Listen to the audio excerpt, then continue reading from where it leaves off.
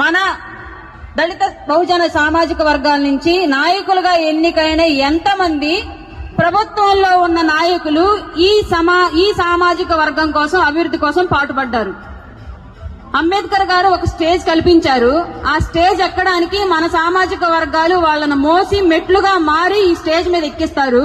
ఈ స్టేజ్ మీదకి వచ్చాక స్టేజ్ కింద ఉన్న వాళ్ళని ఎంతమందిని పై స్టేజ్ కి తీసుకురావడానికి ఎంతమంది దళిత నాయకులు ట్రై చేశారు? ఒక్కసారి చెప్పండి. ఎవరైనా సరే, ఏ పార్టీ అన్న అధికారంలో ఉండనివ్వండి, దాన్ని కాదన్న, ఏ పార్టీ అన్న అధికారంలో ఉండనివ్వండి, సామాజిక వర్గాన్ని వెంటేసుకొని తిరిగి జెండా పట్టుకొని నేను ఆ సామాజిక వర్గాన్ని ఉద్ధరిస్తాను అని చెప్పి అతని చేతికి అధికారం వచ్చిన తర్వాత ఆ సామాజిక వర్గం గురించి పట్టించుకున్న నాయకులు ఎంతమంది ఉన్నారు ఇప్పటివరకు? ఏ ప్రభుత్వంలో అయినా సరే ఈ రాష్ట్రంలో ఇప్పటి వరకు మాట్లాడారు, ఫలానా వ్యక్తి బాగా చేశారు అని చెప్పేసి. రాజకీయం అన్నాను కాబట్టి పేరు ప్రస్తావించను, చెప్పిన మాటమే కట్టుబడి ఉంటాను.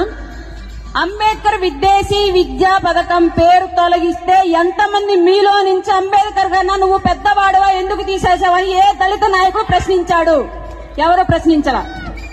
బహుజనుల సామాజిక అభివృద్ధికి సంబంధించి నిధులు తొలగిస్తే ఏ దళిత నాయకుడు ఆ విషయం మీద గొంతెత్తి ఆ సామాజిక వర్గం తరపున నిలబడ్డాడు?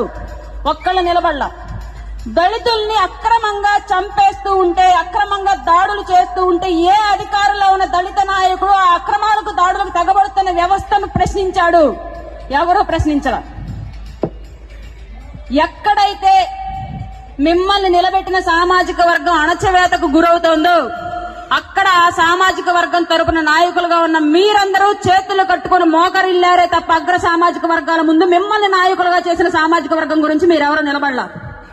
ఇప్పటి వరకు 60 ఏళ్ల తమిళనాడు నుంచి విడిపడిన ఆంధ్ర రాష్ట్రంలో 60 ఏళ్లుగా ఎన్ని ప్రభుత్వాలు ఎన్నిసార్లు మారినా సరే, ఎంతమంది రిజర్వేషన్ పేరుతో దళిత సామాజిక వర్గాల నుంచి నాయకులైనా సరే అగ్రవర్ణాలకు బానిసత్వం చేశారే తప్ప అణగారిన వర్ణాల కోసం ఆ అధికారాన్ని ఉపయోగించలా. అట్లా ఉపయోగించిన నాయకులు ఎవరైనా ఒక్కరిని మీరు చెప్పండి.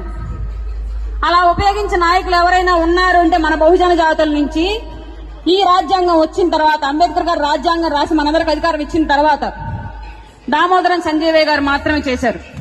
దామోదరం సంజీవయ్య గారి విగ్రహాలు ఎన్ని ఊర్లో కనిపిస్తున్నాయి మనకి. ఇవాళ మనం ఉపయోగించుకుంటున్న ఈ వృద్ధాప్య పెన్షన్, వితంతు పెన్షన్, పేదలకు భూమి, పేదలకు గృహం, ఈ వసతులు, ఈ పథకాలన్నీ పెట్టింది ఒక దళిత బహుజన జాతుల నుంచి వచ్చిన దామోదరం సంజీవయ్య. కానీ ఇవాళ ఆయన పేరు ఈ రాష్ట్రంలో ఎన్ని పథకాలకు ఉంది, ఆయన విగ్రహం ఎన్ని ఊర్లో ఉంది, ఆయన చేసిన మంచి ఎంతమందికి తెలుసు? అలా ఎవరికీ తెలియదు. అంబేద్కర్ వాదానికి వస్తే ప్రతి ఒక్కళ్ళని మెల్లో పులుగు కండవ వేసుకుంటాం, ప్రతి ఒక్కళ్ళం జై అంబేద్కర్ అంటాం, జై భీమ్ అంటాం. మీ మెళ్ళో ఉన్న కండవకున్న విలువ మీ మనసుల్లో ఎంతవరకు ఉంది?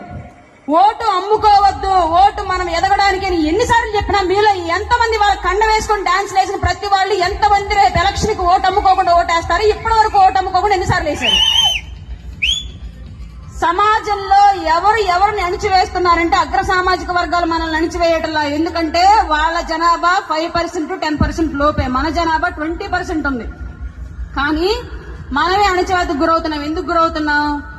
మన తాతలప్పుడు ఊరు చివరే ఉన్నాం, మన తండ్రులప్పుడు ఊరు చివరే ఉన్నాం, ఇప్పుడు మన టైంలో ఊరు చివరే ఉంటాం, మన పిల్లల టైంలో కూడా ఊరు చివరే ఉంటాం. ఎందుకంటే మనలో కూడా మార్పు రాలే. ఇంకా మనలో మార్పు వస్తే కదా మనలో అభివృద్ధి రావడానికి. మనలో మనమే తొక్కుకుంటున్నాం. ఒక్కళ్ళు పైకి వెళ్తే ఇంకంతే రౌండ్ గోడ కట్టేస్తాం. ఇంకెవరు మన వాళ్ళు రావడానికి వీళ్ళు. అవసరమైతే అగ్రవర్ణాలకు బానిసత్వం చేసి జీ హుజూర్ అంటానికి సిద్ధంగా ఉన్నాం. కానీ ఏ రంగంలో ఉన్నా సరే మన వాడిని చెయ్యి పట్టుకుని పైకి తీసుకురావడానికి సిద్ధంగా లేం. ఇది వాస్తవం. మీరు ఎవరు ఒప్పుకున్నా ఒప్పుకోపోయినా నేను కాంట్రవర్సీ మాట్లాడాలనుకున్నా ఇదే నిజం. ఈ సమాజంలో నేను ఇదే ఫేస్ చేస్తున్నాను కాబట్టి వాస్తవాలు మాట్లాడుతున్నా.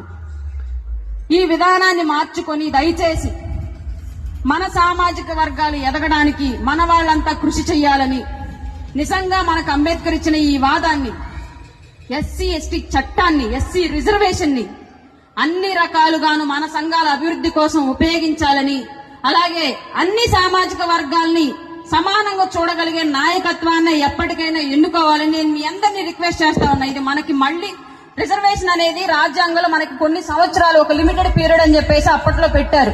దాన్ని ఇప్పటికీ కొనసాగిస్తూనే ఉన్నాం. కానీ ఇప్పటికి కూడా మన సామాజిక వర్గాల అభివృద్ధి చెందల.